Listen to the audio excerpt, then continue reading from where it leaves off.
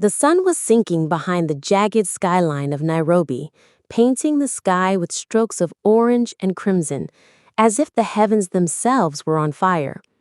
The evening breeze carried the mingled scents of roasted maize, exhaust fumes, and the faint metallic tang of city dust.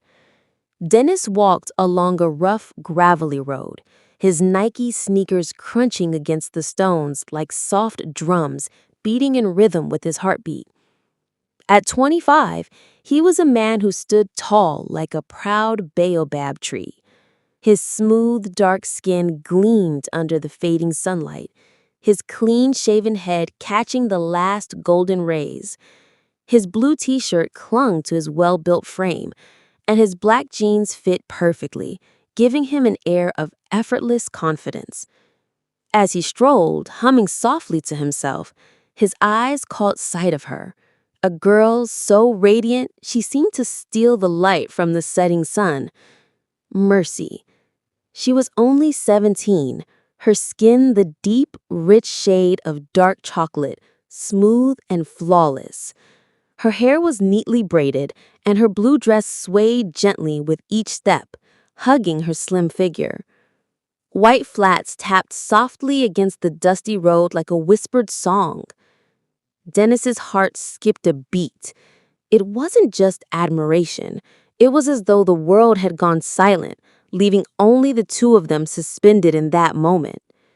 He swallowed, then stepped forward with a broad, warm smile. "Hi, my name is Dennis," he said, his voice as smooth as melted honey. "You look breathtaking." Mercy's lips curved into a shy smile, the corners trembling slightly, like the first hint of dawn. "Thanks for the compliment," she murmured, her voice soft and lilting. "I'm Mercy." She extended her hand, her calm warm against his as they shook hands, and for a brief second their eyes locked, sparks dancing silently between them. That evening, they talked as though they had known each other for a lifetime, words flowing like a river after heavy rain. When they finally exchanged numbers and parted ways, Dennis felt an ache of longing that clung to him like a stubborn shadow. Days turned into nights, and nights into whispered phone calls and endless text messages.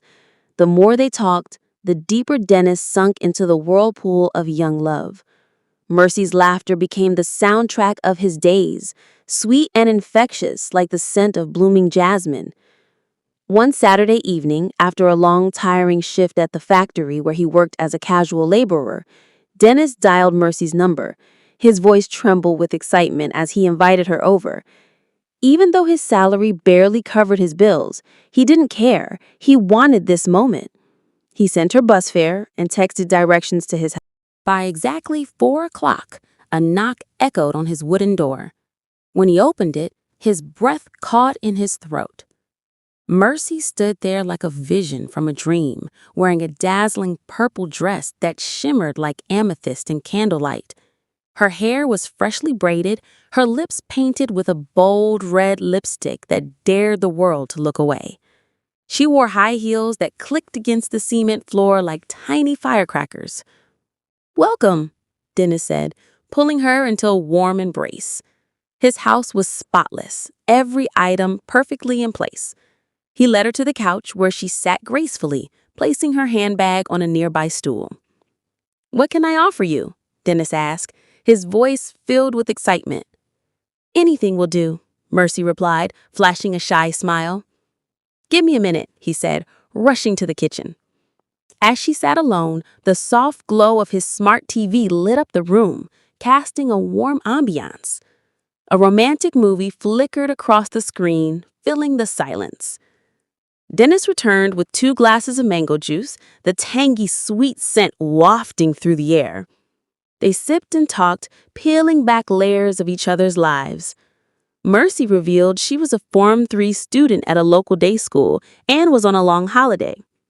Dennis didn't care about her age. His love for her was a fire that burned logic to ashes. As the evening stretched on, the movie took a bold turn.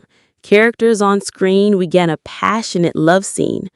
The room seemed to tighten around them, heavy with an unspoken tension. Dennis shifted uncomfortably, unsure whether to change the channel or let it play. Marcy's cheeks flushed crimson, and her breath quickened. Their eyes met, and the space between them felt electric, charged like a thunderstorm about to break. One moment they were watching the movie. The next, they were tangled in each other's arms, swept away by a tide too strong to fight. For Mercy, it was her first time. Fear clung to her like a cold mist, but Dennis whispered promises in her ear, assuring her that everything would be okay. Weeks later, the holiday ended and school resumed, but Mercy wasn't the same. She was constantly tired, her mood swinging like a pendulum. Mornings were the worst. She would vomit until her body shook.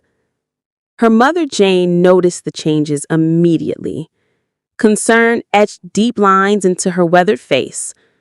One evening, Jane's suspicions burst through the surface. She took Mercy to the hospital, the scent of antiseptic stinging their nostrils as they sat in the waiting room. When the doctor asked Mercy about her symptoms, his expression grew serious. "When was the last time you saw your period?" he asked gently. Mercy's heart plummeted into her stomach. Her voice trembled like a leaf in a storm. I haven't. For 2 months." The doctor ran a pregnancy test. Minutes later, he returned, holding the paper like a verdict.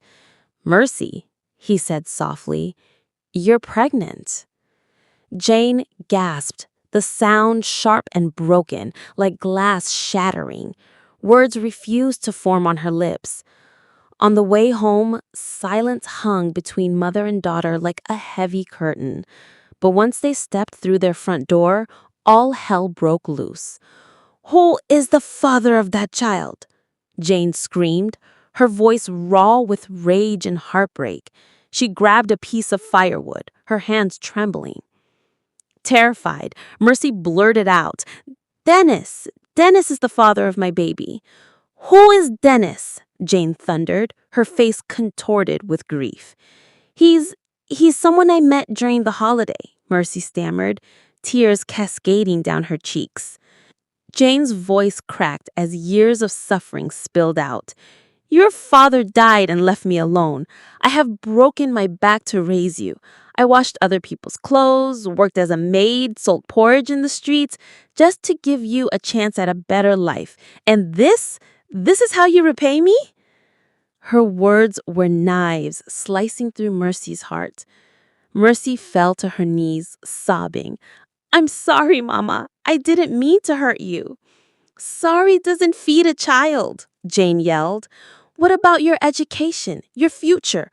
Who will take care of you and this baby?" That night, Mercy lay awake, staring at the cracked ceiling. Fear gnawed at her insides like a wild animal. "Tomorrow I'll tell Dennis," she whispered to herself. But a chilling thought struck her like a lightning bolt. What if?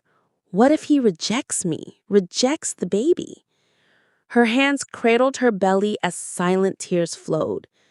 The next evening, Mercy called Dennis and arranged to meet him after work. She didn't tell him why. Her voice betrayed her turmoil. Dennis sensed something was wrong, but she insisted everything was fine. As the night deepened, Mercy walked toward Dennis's house, her heart pounding like a funeral drum.